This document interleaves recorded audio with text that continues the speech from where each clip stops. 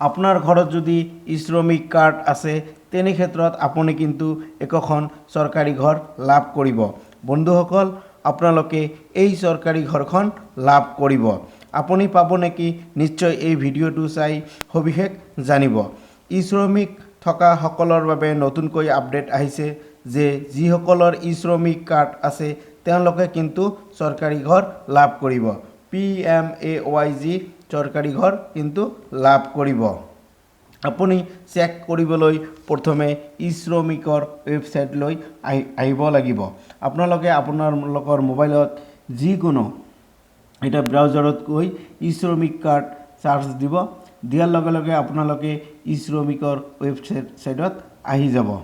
আপোনালোকৰ আহি যোৱাৰ পিছত এনেকুৱাকৈ ইণ্টাৰফেচ আহিব। তাৰপিছত আপোনালোকে ইয়াত এটা পাব স্কিম বুলি এটা পাব।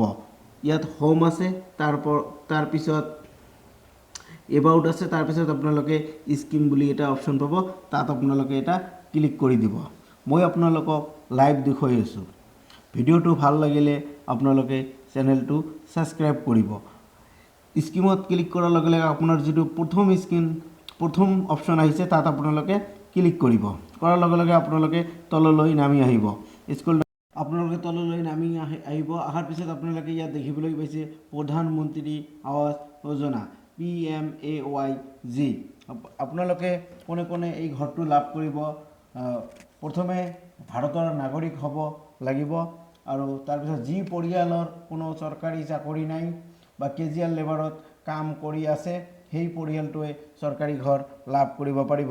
আপোনালোকে কেনেকৈ এপ্লাই কৰিব মই মোৰ নেক্সট ভিডিঅ'ত জনাই দিম। ধন্যবাদ।